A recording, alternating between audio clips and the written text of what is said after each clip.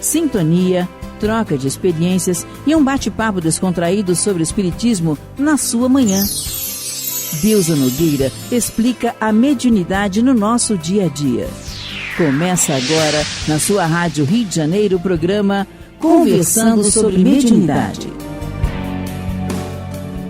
Amigos ouvintes da Rádio Rio de Janeiro, meu nome é Deusa Nogueira, estamos nós conversando sobre a mediunidade. E hoje nós vamos entrar no capítulo 11 da obra No Invisível, de Leon Denis, que é sobre a aplicação e frutos da mediunidade.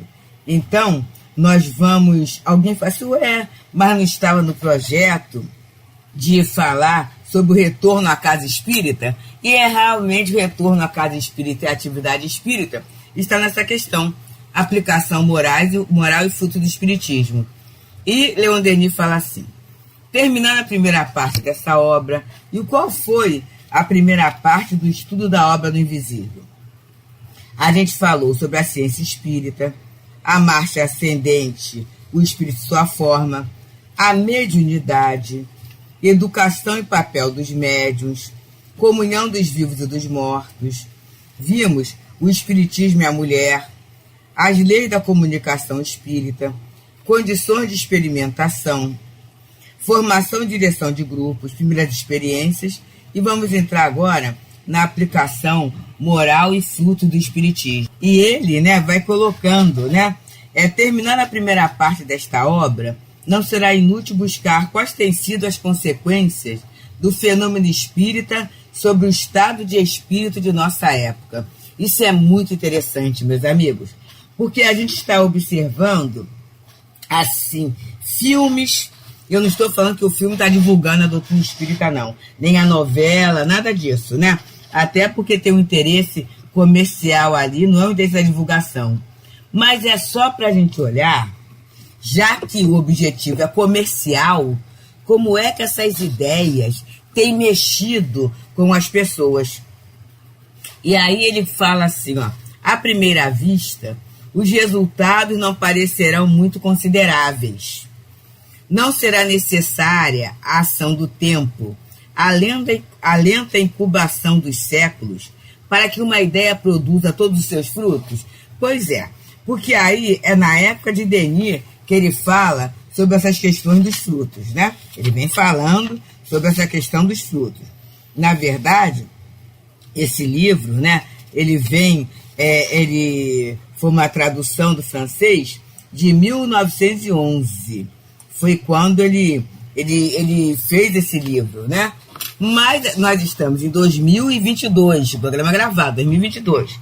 Mas alguns de nós podem falar até que o espiritismo ou o cristianismo não produziram muitos frutos. Por que a gente fala isso?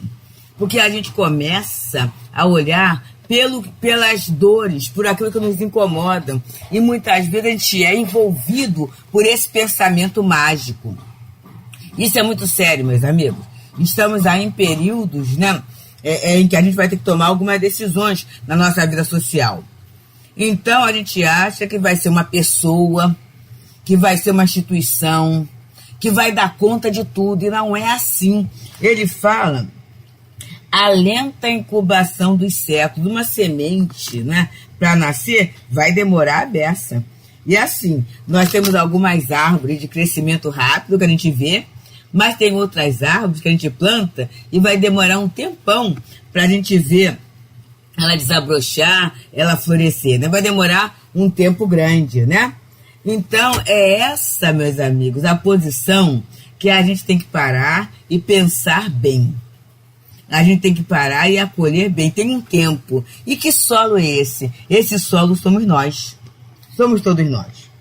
E aí, Leon Denis continua. E, todavia, considerando as coisas, olha só, de perto, reconhecemos bem rápido que o espiritismo exerceu uma enorme influência sobre o estado de espírito dos nossos contemporâneos. É alguma coisa que a gente tem que começar a observar. Ah, mas não são todos espíritas, nós somos minoria. Mas vamos ver se às vezes até brincando, a pessoa assim, na outra vida eu não quero isso assim não. Ou na outra vida eu quero continuar assim. Sem perceber, essas ideias vão penetrando, sem que a gente perceba. É devagarinho, é sutilmente que as ideias vão chegando. E aí continua Denis. Ele abriu para a ciência não apenas todo um domínio desconhecido. Ele a forçou a constatar a realidade dos fatos. Sugestão, exteriorização, telepatia, que ela negara ou rejeitara durante longo tempo, a ciência. Mais ainda, voltou para o além os pensamentos. Despertou nas consciências brumosas e adormecidas do nosso tempo o sentimento da imortalidade. Olha, amigos, passamos por uma fase em que estão sendo noticiadas muitas desencarnações coletivas. Digo que estão sendo noticiadas porque a gente sabe que desencarnação sempre houve, vai haver. Porque dada a transitoriedade do corpo físico. Mas quando é noticiado coletivamente as encarnações, a gente fica bem chocado, a gente fica muito mobilizado. E a notícia tem chegado dessas desencarnações coletivas. E o que é que alicerça o homem para ele não enlouquecer? É o sentimento verdadeiro da imortalidade. Então esse sentimento da imortalidade, né, torna viva, real, tangível a crença na sobrevivência dos desaparecidos. E a gente vê que isso é tão interessante mesmo. Ah, mas nem toda doutrina fala isso. Observa só. Aí desencarnou alguém ou um grupo. E vão aquelas pessoas colocar flores, colocar bilhete de gratidão. Para quem ler? Para quem sentir o perfume? Mas é aquela ideia assim, é a intenção de fulano, é a homenagem que eu estou prestando a fulano. Meus queridos, isto é a ideia inata da imortalidade. É o sentimento inato da imortalidade. E aí essa crença na sobrevivência, embora eu não fale, é tão interessante, que é tão natural, que muitas vezes eu nem penso que é por isso que eu estou agindo daquela forma. Eu nem penso, mas o móvel da ação é essa crença na sobrevivência deles.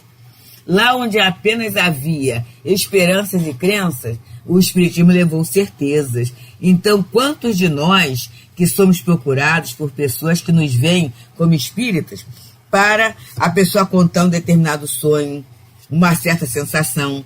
Agora mesmo, uma amiga ligou, e ela ligou porque ela quer me contar uma experiência que ela teve bem interessante com alguém desencarnado. Olha só, gente.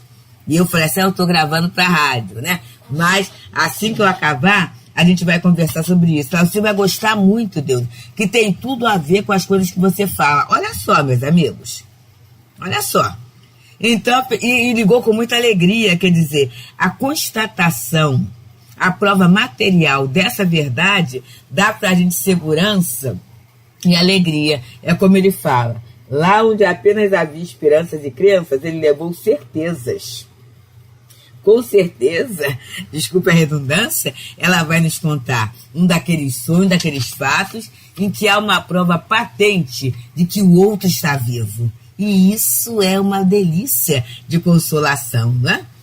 Então, continua Denis nos falando. Sob a casca do fenômeno, toda uma revelação se escondia. Uma doutrina nasceu da comunhão das almas. Olha só. E através dela, o problema do destino, eterno tormento da humanidade, revestiu um novo aspecto. Com os elementos de uma solução definitiva, ela lhe traz os meios de verificação e de controle que até hoje haviam lhe faltado completamente. Então, a questão do destino, o que é isso, gente? O que vai acontecer depois? Vale a pena eu estar investindo tanto, estar me aborrecendo tanto, se tudo vai acabar daqui a pouco? Será que vale a pena isso? Então, essa situação um momento, por favor. Então, amigos, a gente vai vendo, né, que essa certeza que nos ajuda. E aí o problema do destino, o que vai acontecer amanhã, não é? O que vai acontecer com a gente? Vai tomando um aspecto diferente. Não é daquela utopia, daquele otimismo desequilibrado. Mas sim, né, a gente vai ter meio de verificação e de controle, que até hoje nos faltaram, né, nos haviam faltado, porque ficava simplesmente no ponto da crença, e agora já vai entrando no ponto de uma realidade palpável, que eu digo assim, porque pode ser constatado. E ele coloca, então, as revelações de além-túmulo concordam nesse ponto capital. Para além da morte, como no vasto encadeamento de nossas existências, tudo é regulado por uma lei suprema. O destino, feliz ou infeliz, é a consequência dos nossos atos. A alma cria ela própria seu futuro. Através dos seus próprios esforços, ela se desprende das baixas materialidades, progride e se eleva para a luz divina, unindo sempre mais estreitamente as sociedades radiosas do espaço e participando, através de uma colaboração crescente, na obra universal. O Espiritismo apresenta essa vantagem inapreciável de satisfazer ao mesmo tempo a razão e ao sentimento. Até aqui essas duas potências da alma estiveram em luta, em perpétuo conflito. Daí uma causa profunda de sofrimento e de desordem para as sociedades humanas. A religião, apelando para o sentimento e afastando a razão, caía frequentemente no fanatismo, no erro. A ciência, procedendo no sentido contrário, permanecia seca e fria, impotente para regular os costumes. Então, ele está falando aqui, quando eu observo que o meu destino feliz ou infeliz é a consequência dos atos, na verdade é uma metodologia científica, porque eu já começo a analisar na minha vida, no dia de hoje, o que está me acontecendo é a consequência dos meus atos, das minhas escolhas, do meu livre-arbítrio. Isso é muito bom. É bom porque eu sei que eu posso mudar, eu sei que eu posso escolher o melhor, não é? E aí, é isso também, olha só, ali a ciência e a religião, por quê? Eu vou tendo um sentimento em relação à minha vida, um sentimento de valorização. Eu vou tendo um contato maior com o Criador. Olha a questão da religião. Olha a questão da religião. E aí, isso é razão, porque a partir da observação da minha própria vida, não foi uma historinha que alguém me contou ou que me impôs. É fruto da minha vivência e da minha observação. E é por isso que estamos aqui, meus amigos. Meu nome é Deusa Nogueira, nesse programa, cujo título é Conversando sobre a Mediunidade. Nesse momento, pegando a obra No Invisível de Leon Denis, no seu capítulo 11, que fala sobre a aplicação moral e fruto do Espiritismo. E como nós falamos, a gente está nesse projeto voltando à casa espírita, ao trabalho presencial, ao trabalho mediúnico, né? Presencial. E aí a gente vai pegando o Leon Denis, porque as aplicações morais e fruto do Espiritismo têm muito a ver com as nossas decisões. Boas decisões. E aí continua Leon Denis falando.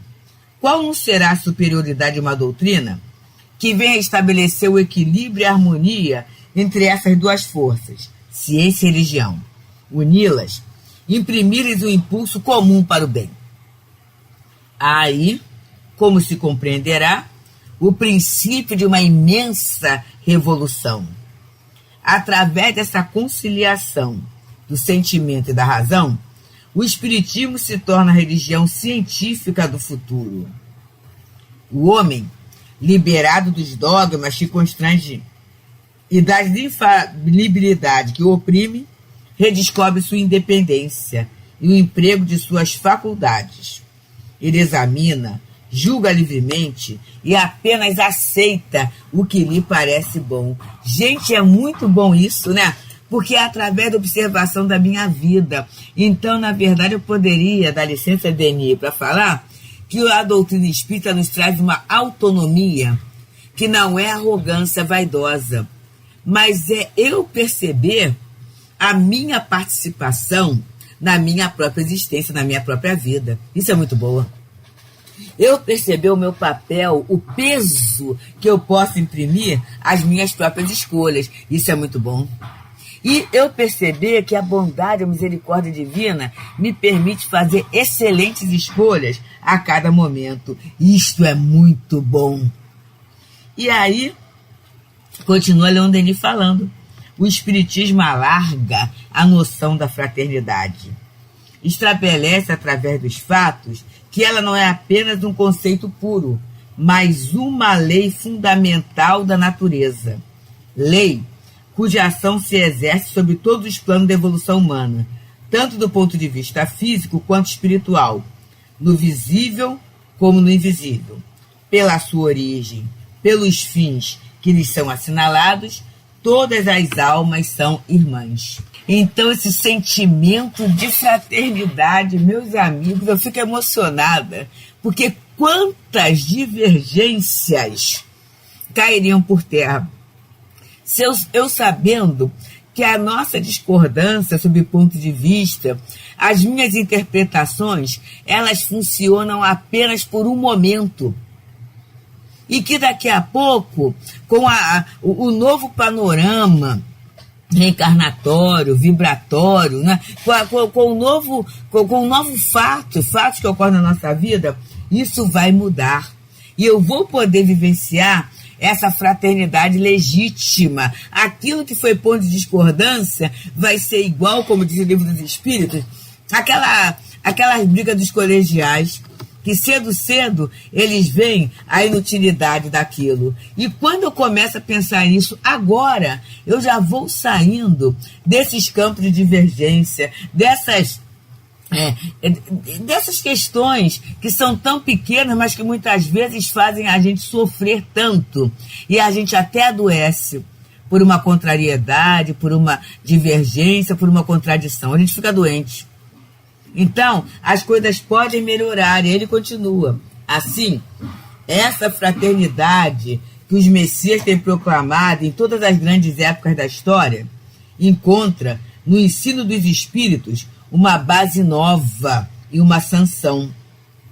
Não é mais a fria e banal afirmação escrita na fachada dos nossos monumentos.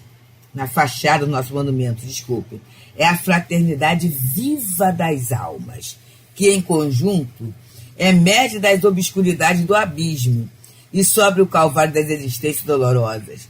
É a iniciação comum através do sofrimento.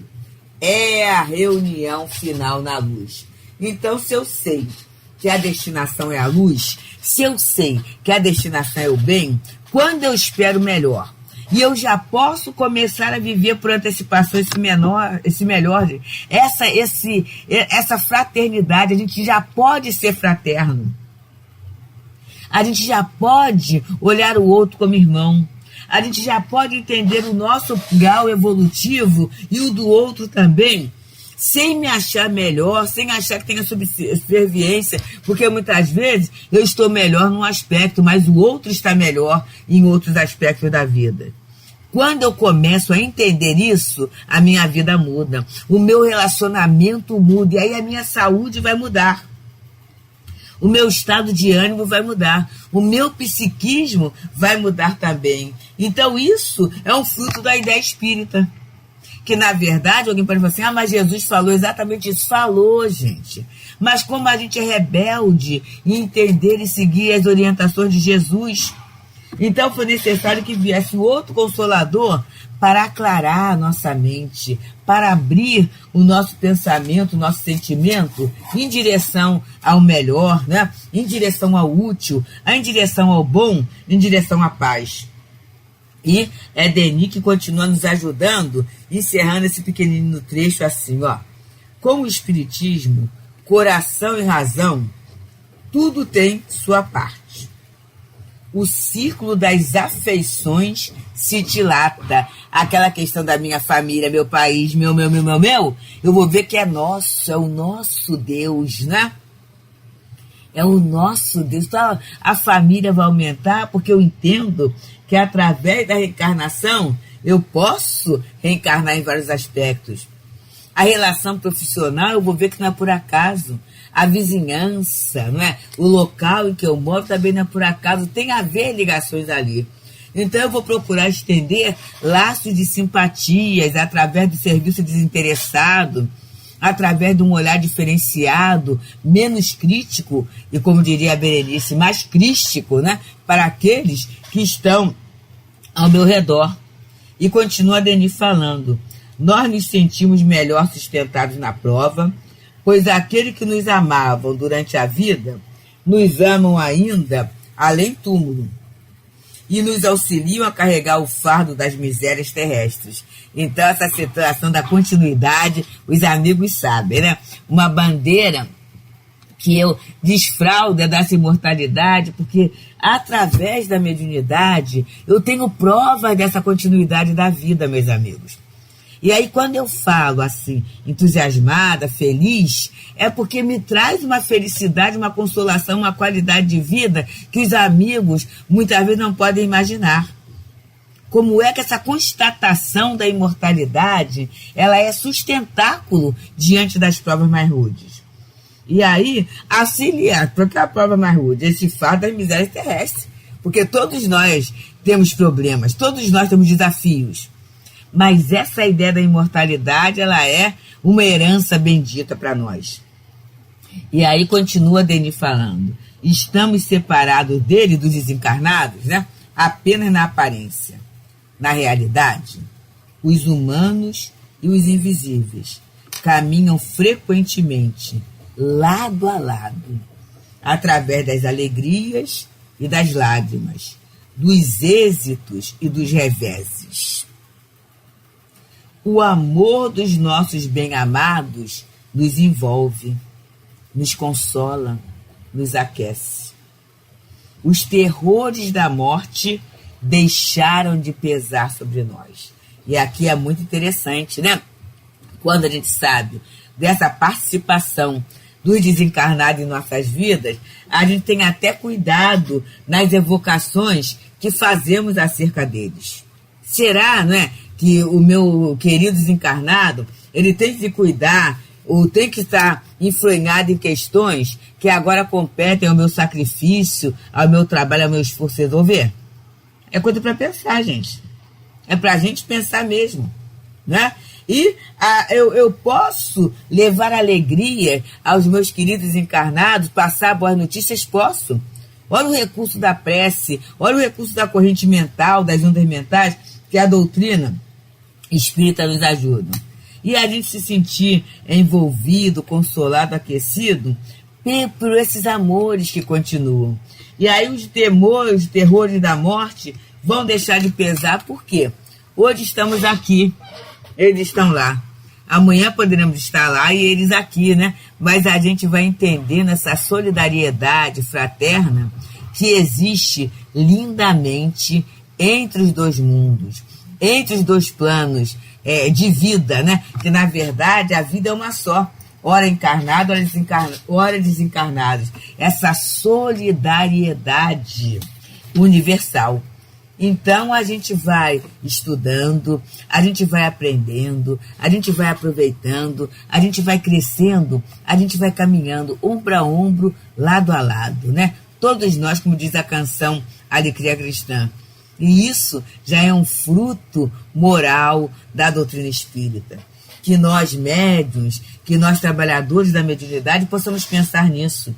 O quanto o participarmos de uma reunião mediúnica, o quanto colaborarmos, né, com essa organização da Casa Espírita, nos sustentou para que passássemos por esses momentos de crise, por esses momentos de dificuldade, por esses momentos em que entregamos muitas criaturas amadas, né, ao laboratório da natureza, no desprendimento do corpo físico. Então vamos aproveitar, meus amigos, e sermos gratos a Jesus pela bênção da mediunidade que consagra no nosso dia a dia a imortalidade da alma. Muita paz.